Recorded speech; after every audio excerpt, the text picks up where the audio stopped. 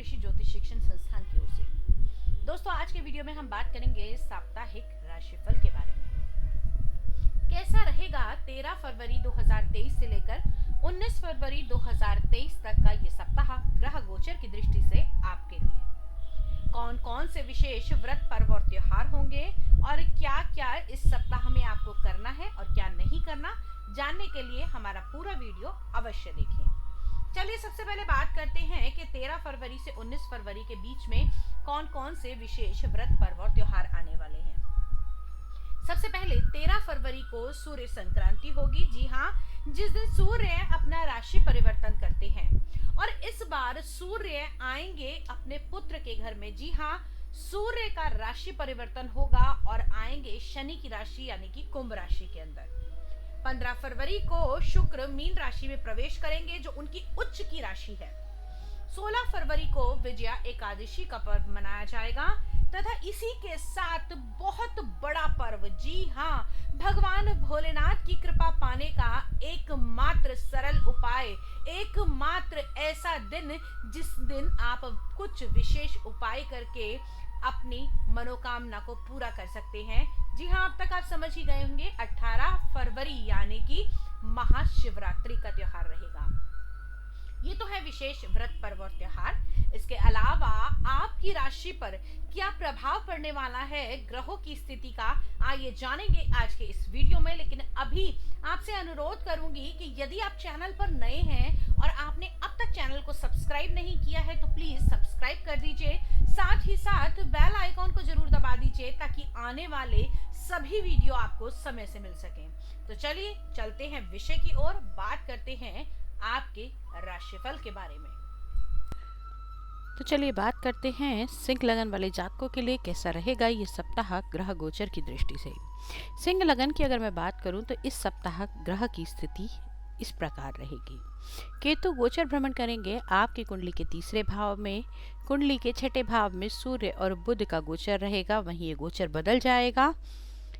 13 तारीख को ही आ जाएंगे सूर्यदेव आपके सप्तम भाव में। सप्तम भाव में शनि पहले से विराजमान है, साथ में शुक्र की युति भी है और उसके बाद में देवगुरु बृहस्पति गोचर कर रहे हैं आपकी कुंडली के अष्टम भाव में। राहु का गोचर चल रहा है कुंडली के नवम भाव में तथा मंगल का गोचर चल रहा है कुंडली के दशम भाव में। चंद्रमा इस सप्ताह गोचर भ्रमण करेंगे आपकी कुंडली के तीसरे भाव, चतुर्थ भाव, पंचम भाव और छठे भाव के अंदर। अब आइए जानते हैं कि इस गोचर भ्रमण का आपके जीवन पर क्या प्रभाव पड़ने वाला है। आपके लगन के स्वामी जो अब तक चल रहे थे सूर्यदेव आपकी कुंडली के छठे भाव में, वही राशि परिवर्तन करेंगे इसी सप्ताह, आ जाएंगे आपकी कुंडली के सप्तम भाव के अंदर। तो कहीं ना कहीं जो आपको कॉन्फिडेंस लेवल की परेशानी हो रही थी या फिर मैं कहूँ सरकार से या बॉस से किसी भी प्रकार की अगर दिक्कतें चल रही थी तो वो अब सॉल्व होती हुई दिखाई देती हैं। साथ ही साथ अगर हड्डियों के दर्द से परेशान थे या फिर आप लोगों को इस समय में अपना आत्मविश्वास कम लग रहा था तो वो भी यहाँ से ठीक होता हुआ दिखाई देगा। सबसे बड़ी बात, जो लोग आंखों की रोशनी को लेकर बहुत ज़्यादा परेशान थे, जिन लोगों को दिक्कतें आ रही थी, अब उनकी आंखों की समस्याएं भी सॉल्व होती हुई दिखाई देंगी। अब बात करते हैं कुंडली के अन्य भावों के बारे में। सुख भाव यानी कि आपकी कुंडली में वाहन, मकान और माता का सुख जिस भाव से आता है वो है चतुर्थ भाव। चतुर्थ भाव के स्वामी अभी दशम भाव में विराजमान है और अपने ही घर को दृष्टि दे रहे हैं।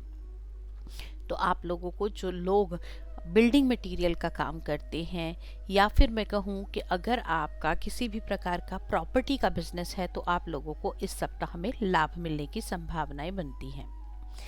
साथ ही साथ वो बच्चे जो पढ़ाई कर रहे हैं, किसी प्रकार के कंपटीशन के एग्ज़ाम की तैयारी कर रहे हैं या फिर आप अपने वार्षिक सत्र की ही तैयारी कर रहे हैं, तो भी आपको और ज़्यादा कंसंट्रेट करके चलना पड़ेगा, क्योंकि बच्चों आपके पंचम भाव यानी कि आपके संतान, आपके शिक्षा भाव के स्वामी अभी अष्टम भाव में हैं। हर चीज की रिसर्च करना चाहेंगे, उसका डीप ज्ञान पाना चाहेंगे, लेकिन अपने आप को कंसंट्रेट भी करके चलिएगा। आपको इसमें उन्नति मिलेगी। साथ ही साथ जो बच्चे किसी प्रकार की स्नातकोत्तर की तैयारी कर रहे हैं या फिर मैं कहूँ पोस्ट ग्रेजुएशन या हायर स्टडी की पढ़ाई के लिए तैयारी कर रहे हैं, उन लोगों के लिए ये टाइम पीरियड बहुत ही खुशनुमा रहने वाला है। अब बात करते हैं उन लोगों के लिए जो किसी प्रकार का लोन लेना चाहते हैं या फिर कहीं आपने फाइनेंस के लिए अप्लाई कर रखा है। तो इस सप्ताह में थोड़ी सी दिक्कतें आपको आ सकती हैं, लेकिन घबराइएगा नहीं, आपकी लोन की इच्छा भी पूरी होती हुई दिखाई देगी। सबसे बड़ी बात, इस सप्ताह आपकी कुंडली के अष्टम भाव में शुक्र का गोचर भी होने जा रहा है, जो कि आपके कर्म भाव के स्वामी हैं, आपके तीसरे बल पराक्रम और साहस के स्वामी हैं। उच्च होकर विराजमान होंगे आपके अष्टम भाव में। तो कहीं ना कहीं थोड़ी सी दिक्कतें आएंगी, लेकिन उन दिक्कतों से उभरने के लिए आपको ओम शुम शुक्राय नमः का जाप करना चाहिए। पारिवारिक स्थिति की अगर हम बात करें, यानी कि अगर हम बात करें इस सप्ताह में आपका दाम्पत्य जीवन कैसा रहने वाला है, तो उसमें भी आप लोगों को थोड़ा सा ध्यान रखने की आवश्यकता है। यहाँ पर शनिदेव पहले से ही विराजमान है, सूर्य भी साथ में जब गोचर करेंगे तो कहीं ना कहीं जीवन साथी का नेचर थोड़ा सा ईगोइस्टिक हो सकता है, थोड़ा सा अधिक अहम में आपका जीवन साथी रह सकता है। कहीं ना कहीं अपने वर्चस्व को दिखाने के लिए एक दूसरे के बीच में अपने आप को ऊंचा दिखाने के चक्कर में हो सकता है थोड़ी सी परेशानियां आपको हो जाए। तो दोस्तों, इस सप्ताह यही सलाह रहेगी कि अपने जीवन को, अपने पारिवारिक जीवन को, अपने दाम्पत्य जीवन को अगर आप बहुत अच्छा करना चाहते हैं तो कहीं ना कहीं आपको आपकी मैं छोड़नी पड़ेगी, क्योंकि ये वो गाड़ी है जो दोनों पहियों के साथ ही बराबर चल सकती है। अब बात करते हैं आपकी कुंडली के भाग्य भाव के बारे में, जहां पर राहु का गोचर अभी इस समय में चल रहा है। सप्ताह के शुरुआत में चंद्रमा की दृष्टि भी रहेगी, तो हो सकता है छोटी मोटी परेशानियां आपके कारोबार को, आपके भाग्य को लेकर आपको आ सकती हैं। जहां आपको लग रहा होगा कि काम कंप्लीट होने वाला है, वहीं कुछ रुकावटें भी हो सकती हैं। वहीं उसके विपरीत अगर हम बात करें उन लोगों के लिए जो किसी प्रकार के share market, bonds, finance, loan इत्यादि का काम करते हैं, या फिर मैं कहूँ अचानक ही धन मिलने वाले अगर आप कोई भी कार्य करते हैं, तो आपका भाग्योदय इस समय में हो सकता है।